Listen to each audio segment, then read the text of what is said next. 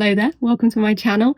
Today we are talking all things finished objects, whips and plans. I'm Rosie and this is my knitting podcast.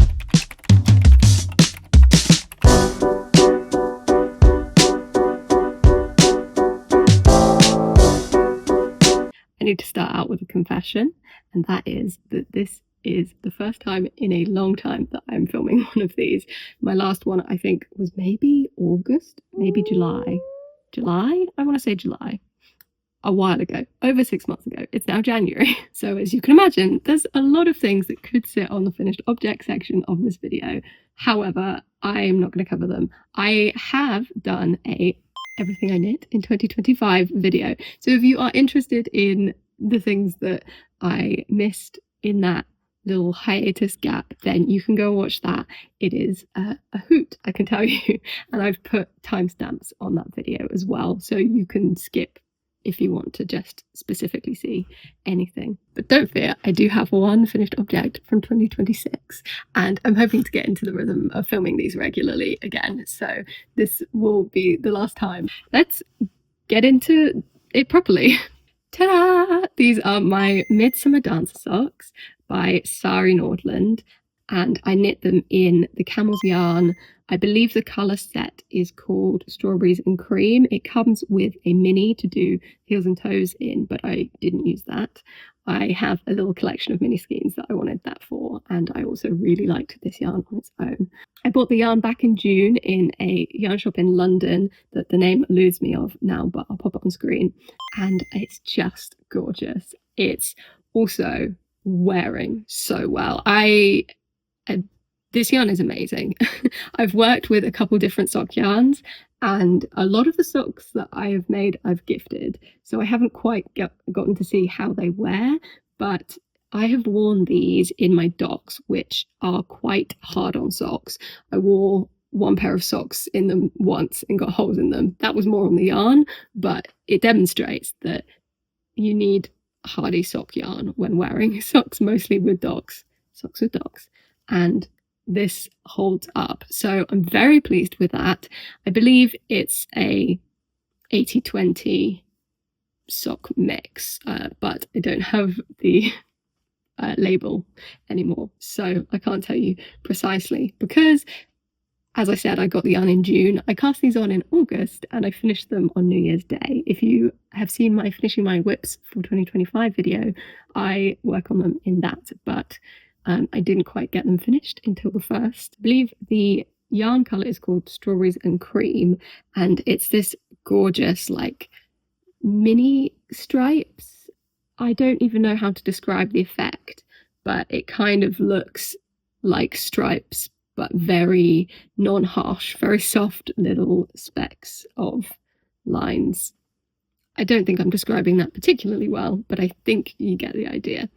Making this pattern was lovely. It's very straightforward. It has quite a lot of interest in terms of keeping your mind engaged. I actually really love these like little lace diamond things. I can't remember what they're called, but I've been slightly obsessed, I've noticed recently, with that kind of pattern. I am designing a cardigan in with them on, and I also will show you a whip later that has them in as well. Doing those every couple of rows keeps it addictive to knit, whilst also being really simple and straightforward. Is a heel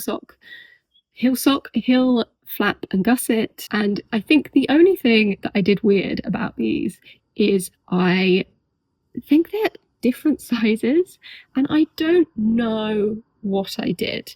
Part of me is like, did I knit them on different size needles? Because I knit them two at a time and used 2 cable and needles entirely separate. I sort of did one part, then another, etc., rather than doing them two at a time with magic loop. So it's possible, but my main conclusion is that one of them I started in August and did the did the leg of them, and then stopped and picked them back up in December. And so maybe it's just the tension, maybe it's just Maybelline. But even on the foot where it is explicitly its exact same number of rows, as you can see, one of them is longer than the other.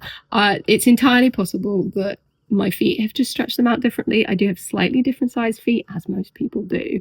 So it could be that as well. But for some reason, one sock is smaller than the other.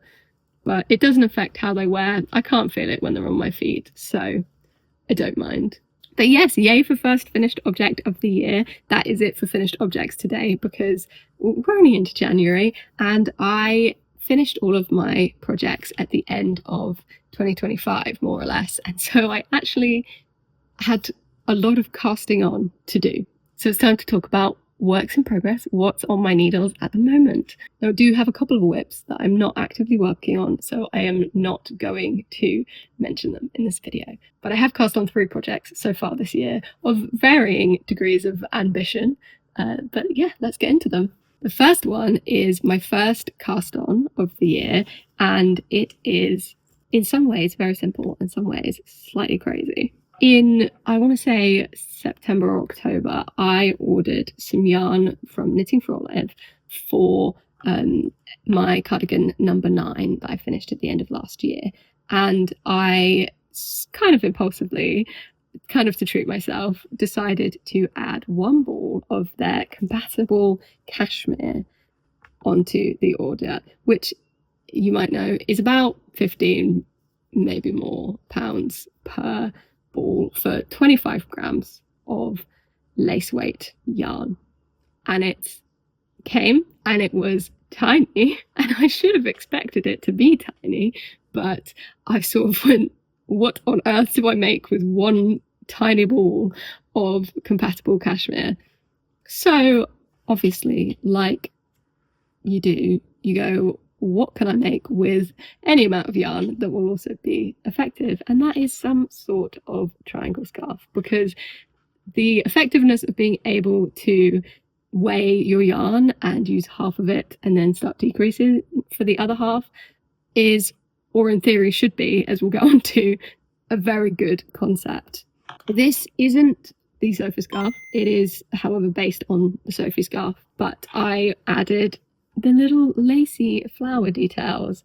I don't know how well you'll be able to see those on camera, but every couple of rows I did, starting with 1 and then increasing as I went along the numbers, little yarn over Lacey for a time diamond things.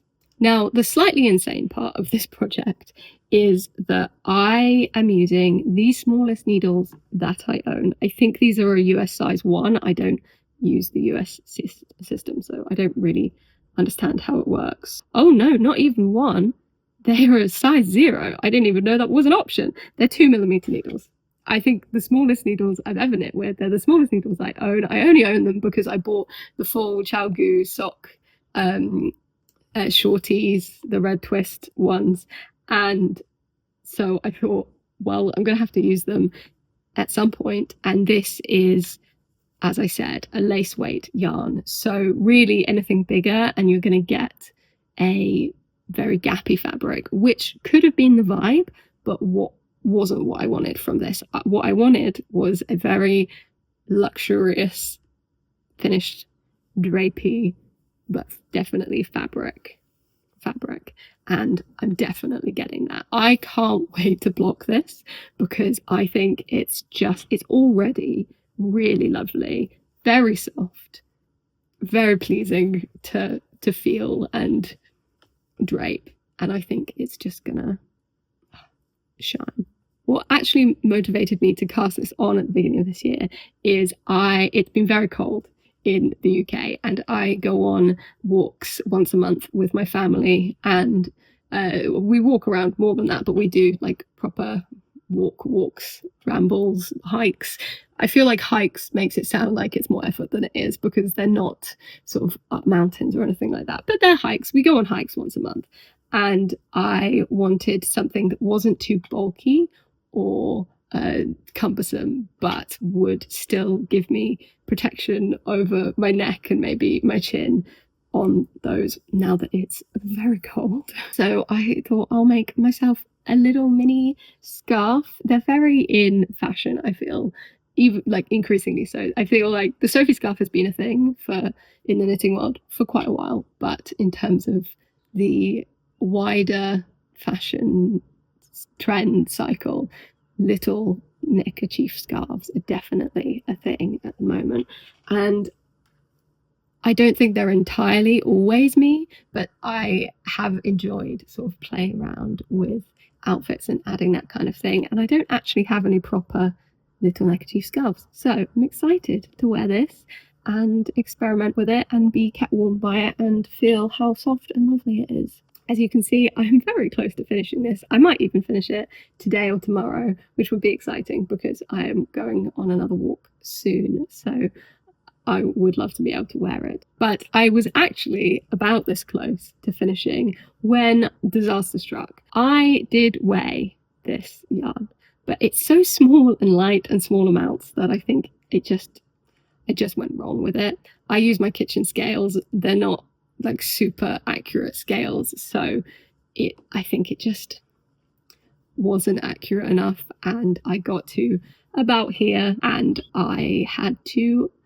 unravel half of it because I had decreased too late to be able to finish the scarf. My options instead of frogging it were essentially pay another 15 or so pounds for another ball and then have to find something to do with the remaining yarn, or I could use a different yarn to finish it. But I don't have any lace weight cashmere. I don't even have any lace weight that's not like mohair, so I didn't have anything that was going to work. And in the end, it just made most sense to frog it. It was painful because 2mm needles, that is more knitting than you think it is, but it did allow me to improve how I was doing my decreases, because I was doing them in the I cord, but they were all bumpy and I didn't like it, and it might have blocked out, but I changed it to just outside the I cord and it sits a lot smoother.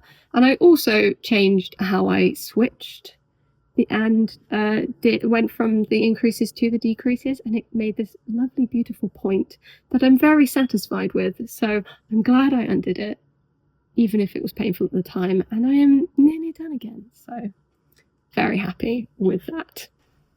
Now, as far as ambitious projects go, this is maybe the most ambitious thing I've ever decided I'm going to make, and that is a sort of self-drafted, self-designed gingham sweater. My thought process here is a long one, so I will take you through it very quickly because I'm sure this is going to be one that crops up again and again because I haven't even really started it yet, and I'm also filming a full project vlog of it.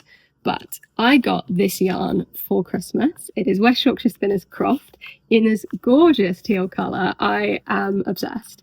But I only got 6 skeins because that's all they had in the shop at the time, which wasn't quite enough for what I initially wanted to make. So I looked in my stash and I pulled out another yarn, which I bought on Vinted a while ago, but again, isn't quite enough for a jumper or anything like that. The yarn is called Marina Skua Mendip DK, and it is just this beautiful 100% British wool. This is DK, and this is like an Aran yarn. So already this is a chaotic decision, but I am holding them with mohair. This is part of the reason I bought this yarn in the first place, because I bought this first. This is Rowan's mohair kit silk, and I bought it on a very good deal where I bought 10 balls for so much less than you would normally pay for mohair, and I wanted a yarn to hold it with, and I think these go beautifully together. They have just enough of a colour difference for like a mild, what's the right word, but an effect where there's sort of 2 different colours. And then I had some mohair left over from my cardigan number 9 that I knit in Knitting for Olive mohair and Knitting for Olive heavy merino,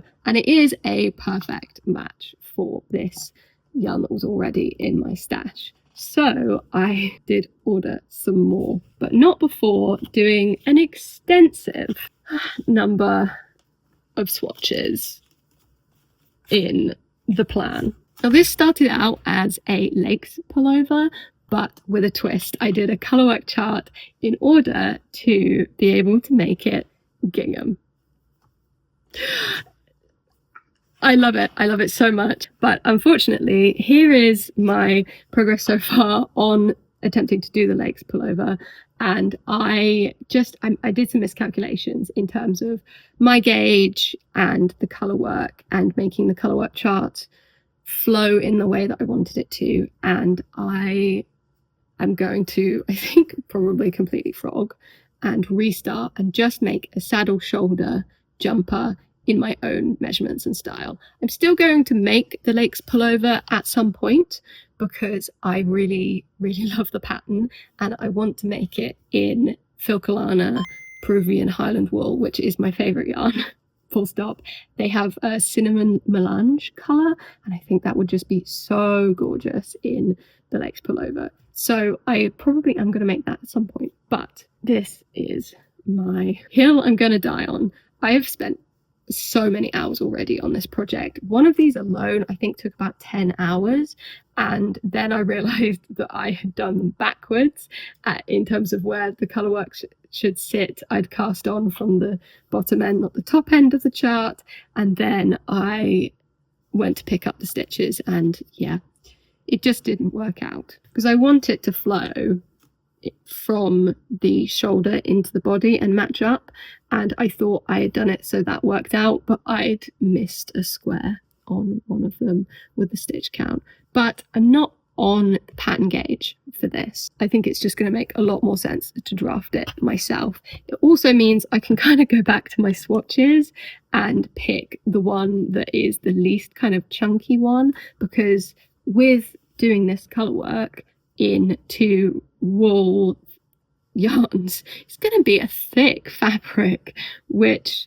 just means that if I pick a smaller needle size, which this is on like 4mm I was making it on, which is crazy. Oh yeah, and I was doing it on 4mm, but I was purling on 3mm to account for my purl gauge being slightly different than my knit gauge.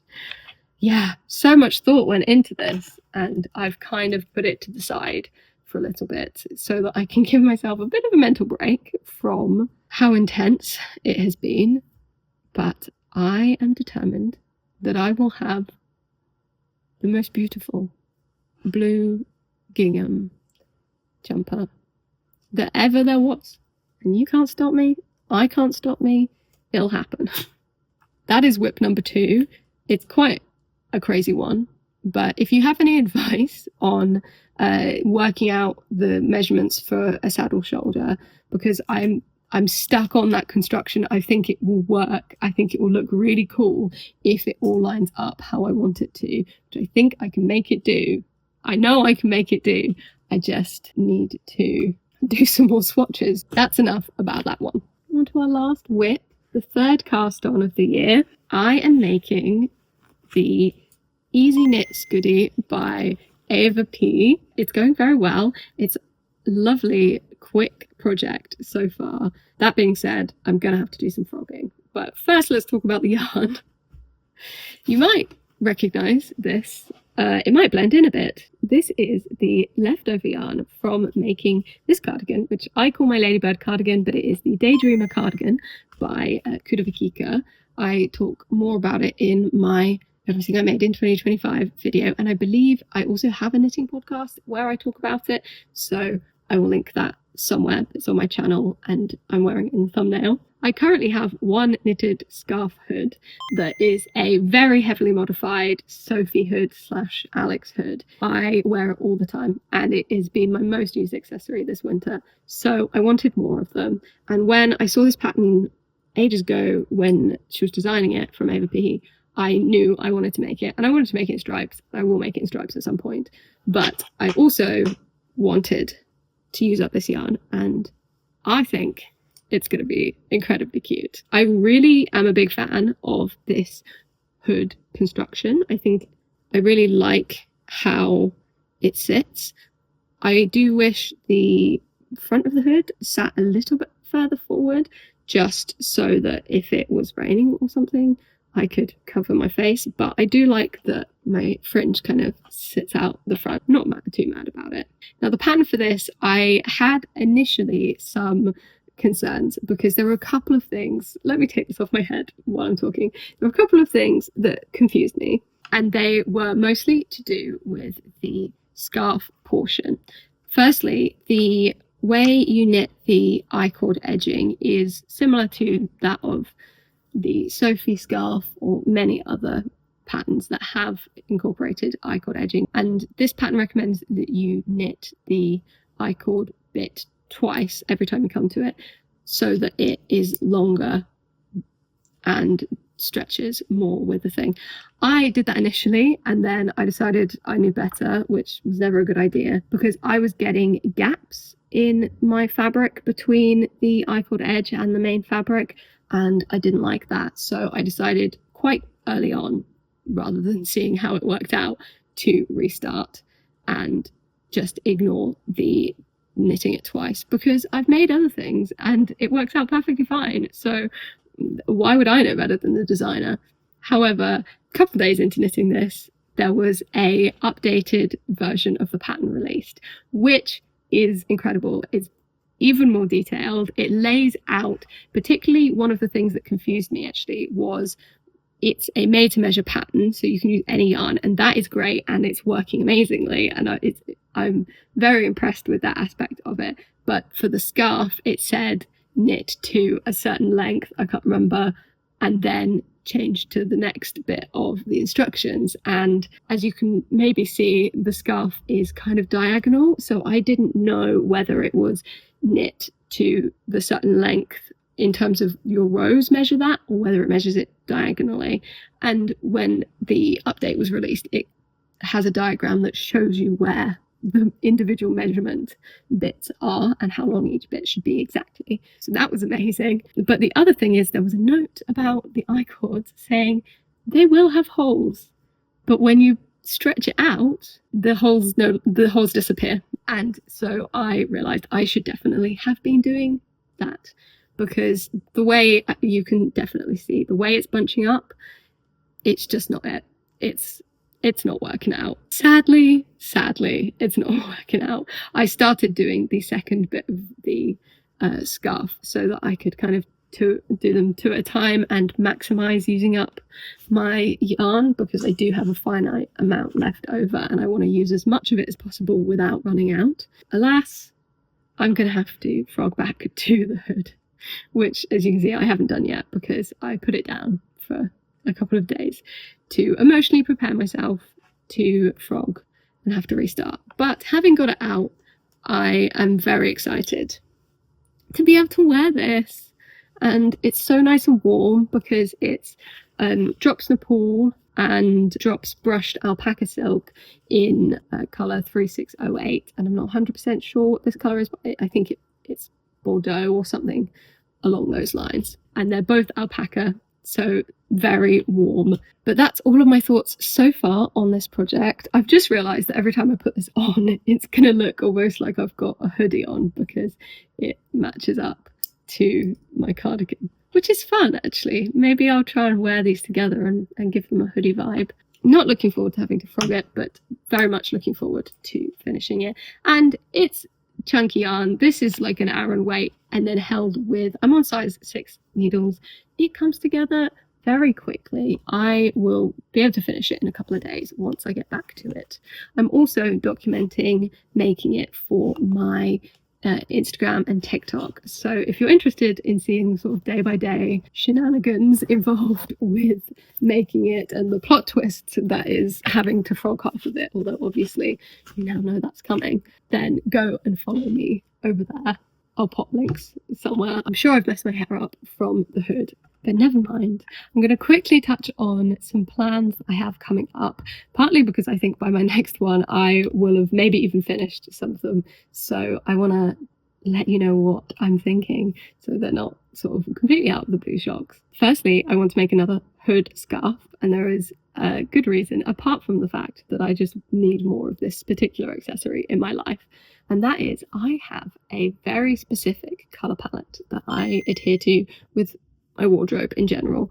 It is, you will have seen it, it's on my everything that I do in terms of the graphics now on this channel. I do in these 5 colours, very specific: red, orange, yellow, green and blue. But I have those 5 colours and then a sort of breakdown of shades and tones and pastels of those colours. But largely my wardrobe is very much those colours, and I try and dress in as many of them at a time as I can with my full outfits, coat and accessories and all, because I love a good colourful outfit. I do also sometimes go fully monochrome, I enjoy that as well. However, at the beginning of this year I realised that I'm severely lacking in yellow accessories. I need more of them, so I am going to make a yellow hood. I have a yarn shop trip planned. I know exactly what yarn I'm going to buy and I'm very excited about it. My plan is to buy Filcolana Peruvian in mustard and Isaga mohair in a sort of similar colour. I don't know, I can't remember the exact colour name, and hold those together and make something more similar to my teal hood but smaller, because that one drapes and definitely has grown since I made it, and so it's a really large hood, which is quite practical when I have my headphones and hat and things on, but it doesn't look as good. It's very big for a hood, and so I'd like something a lot smaller, a lot more like the Easy Scoodie, but I am not going to follow that pattern for it because I really like the Sophie hood scarf style that I have on my other one. So that's the main thing that I have planned. I'm also planning on casting on the PetiteKnit sweater and something like the Dagmar sweater, but I'm not sure exactly the Dagmar sweater. I have wanted to make the Dagmar sweater for quite a while. I've wanted to make a cable knit cardigan for quite a while. It's on my 25 things I want to knit before I turn 25 plans, and I've had it as a plan for much longer. However, I recently realised that there's one key thing that I really don't like about the Dagmar sweater, and it's not the Dagmar sweater's fault. In fact, it's a whole thing with drop shoulder cable construction in itself that now that I've seen it, I can't unsee it, and that is that I just don't like that the cables don't go up the sleeve and then there's a cut off. I want them to flow really nicely over the whole thing, and that bothers me too much to want to make the Dagmar. So I'm currently researching alternative patterns. There's quite a few that I've come across that I like. None of them are quite the right gauge, I don't think, but I would love your pattern suggestions for, ideally I think raglan is how it would work the best, but if there's a different construction that also doesn't have that point where it just joins and doesn't look nice and flow into itself, then I'm also open to patterns that are different construction to raglan. But yeah, if you have any similar to Dagmar jacket but raglan construction pattern recommendations, I would really appreciate them in the comments. And that's it for plans and for this podcast. Thank you so much for listening to me yap. Let me know what you're working on in the comments and what your New Year's knitting resolutions are, and whether you've kept to them given that it's now the end of January. And I will see you for another one in another video very soon. Bye.